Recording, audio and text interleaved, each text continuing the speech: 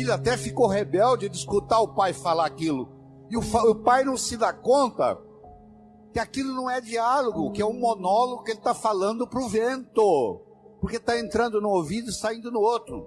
Um pai de 45, uma mãe de 45, que conversa com um filho de 15, ela tem que entender que o filho de 15 nunca teve 45. E uma mãe de 45 já teve 15 anos. Então é função do pai, da mãe, descer ao nível do adolescente, para poder haver uma comunicação. O caminho, você tem que entender a pessoa, entender a problemática dela, entender de onde ela está vindo, por que ela atua daquele jeito. Aí, finalmente, você aceita a pessoa e chega no coração. Eu só posso me comunicar com vocês se nós fizermos uma conversa que interesse vocês. Não tem outro jeito. Eu tenho que ver o interesse de vocês e começar a fazer um assunto que interesse a vocês. Então eu tenho que fazer de acordo com o seu interesse, não de acordo com o meu interesse. Eu vou fazer a vitrine da minha loja, não de acordo com o meu gosto, de acordo com o gosto do cliente que eu quero atrair. Ah, mas eu tenho uma loja, eu tenho uma cunhada que é decoradora interna, ela fez uma decoração muito sofisticada. Que produto que você vende? Aí eu vendo produto popular. Então você agora está com um problema sério. Quem gosta da vitrine entra. Não encontra o produto que quer comprar, porque quem gostou da vitrine sofisticada quer comprar produto sofisticado. E quem compraria o seu produto olha na vitrine e não tem coragem de entrar. Pronto, aquela vitrine tão bem organizada que a sua cunhada fez porque é decoradora interna está atrapalhando o seu negócio.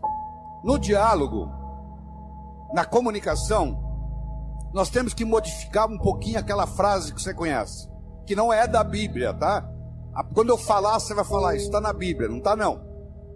A frase é assim: faça aos outros o que você gostaria que fosse feito a você. A verdade não é bem essa. Faça aos outros o que os outros gostariam que fosse feito a eles. Se eu convidar você para jantar na minha casa, eu não vou lhe servir o meu prato favorito. Pode ser que você nem coma. Eu vou perguntar o que você gosta. Se eu quero agradar alguém num processo de diálogo, eu tenho que ver o que a outra pessoa quer ouvir. Eu vou começar por ali. E não o que eu quero passar. Quero que você entenda isso. Faça aos outros o que os outros gostariam que fosse feito a eles. Isso exemplifica o que está acontecendo com a gente. Eu quero mostrar o meu ponto de vista para você, mas eu não me preocupo como que você vai receber esse ponto de vista.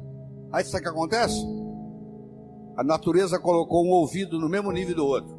Entra num ouvido e sai no outro. Aí não deixa de ser diálogo, passa a ser monólogo. Para esse diálogo se ocorrer, primeiro eu tenho que ter uma mensagem forte. Você só vai continuar me escutando se você estiver gostando da mensagem. Eu tenho que ter algo para poder passar para você. Essa é a mensagem. Segundo, nós temos que conversar de uma forma metafórica. Como é que Jesus ensinava? Jesus ensinava contando histórias. Como é que Jesus ia ensinar como é o mundo espiritual para quem está na terra? Sabe o que ele fazia? Ele fazia de uma forma metafórica. Ele contava parábolas. Ele contava histórias. Quando eu lhe conto uma história, você não pode dizer que você não concorda com ela. Eu estou lhe contando uma história. E dentro da história, eu coloco a ideia que eu quero passar para você. Era uma vez um navio de alta prioridade, porque carregava ouro. E de repente o motor desse navio enguiçou. E o dono do navio disse: para. Traga aqui o melhor mecânico da região. Eles trouxeram.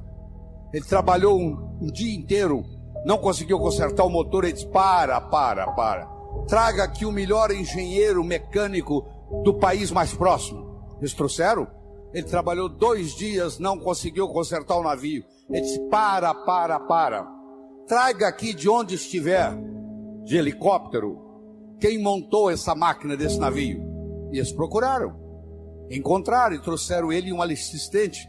E eles desceram no navio de helicóptero, foram até a casa de máquinas, escutaram o barulho da tubulação, tocaram nos tubos, e tinha uma válvulazinha vermelha num canto. E ele perguntou para o assistente dele: você tem um martelo? Tem, me empresta.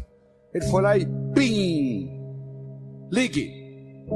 Eles ligaram, tudo funcionou às mil maravilhas.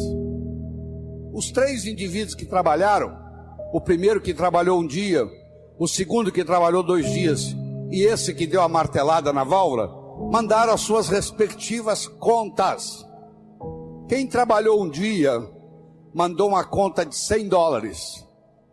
Quem trabalhou 2 dias, mandou uma conta de $400, $200 por dia, porque ele havia trabalhado 2 dias e ele era mais sofisticado do que o outro. E quem deu a martelada, mandou uma conta de $10.000. O dono do navio falou: eu vou pagar, porque ele consertou o meu navio, mas eu só pago com uma condição: que ele mostre como é que ele chegou à conclusão de me cobrar $10.000. E ele mandou um bilhete para o dono do navio: para dar a martelada, $1. Para saber onde bater com o martelo, 9.999. Olha que interessante. Você imagine que nós estamos almoçando e eu conto essa história para você. Aí nós estamos num diálogo, almoçando. Aí você vai para o seu escritório comigo e você está pensando em me contratar para ser seu consultor na sua empresa. E você pergunta assim: doutor Lair, qual é a sua remuneração? E eu falo um preço elevado. Ao invés dele falar, que você falar é caro, você vai pensar assim: esse cara sabe onde bater com o martelo. Eu preparei o seu cérebro para escutar o meu diálogo com você. Porque quando você está contando uma história, a mente crítica baixa. Você conta a história e leva o que você quer levar junto da mensagem. E a mensagem entra na estrutura psicológica. Terceira coisa importante no diálogo é uma linguagem apropriada. Você já foi a um médico e o médico começa a usar aquela terminologia médica que só ele entende. E aí você volta e a sua família te pergunta: e aí, o que você tem? O que o médico falou? Ah, não entendi o que o médico falou. Esse médico não tem nada de inteligente. Ele tem que conversar numa linguagem que o paciente entenda. A própria Bíblia tem uma citação dizendo que se você não falar a linguagem de quem está lhe escutando, você está falando aos ares. E outra coisa importante é a percepção. Uma coisa é o que você está passando, a outra coisa é que o outro está captando. Ah, você é um vendedor? Sou. Você é um bom vendedor? Ótimo vendedor. E aí, você tem vendido bem? Não, tem vendido muito mal. Então você não é um bom vendedor. Talvez a sua linguagem não está sendo apropriada, talvez a sua mensagem não está sendo forte o bastante, talvez você não esteja fazendo uso dos recursos, da metáfora, das histórias.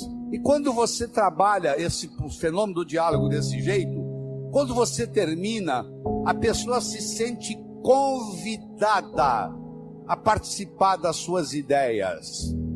Ela se sente... O filho, quando um pai sabe ter um diálogo com ele, quando termina o diálogo, o filho se sente convidado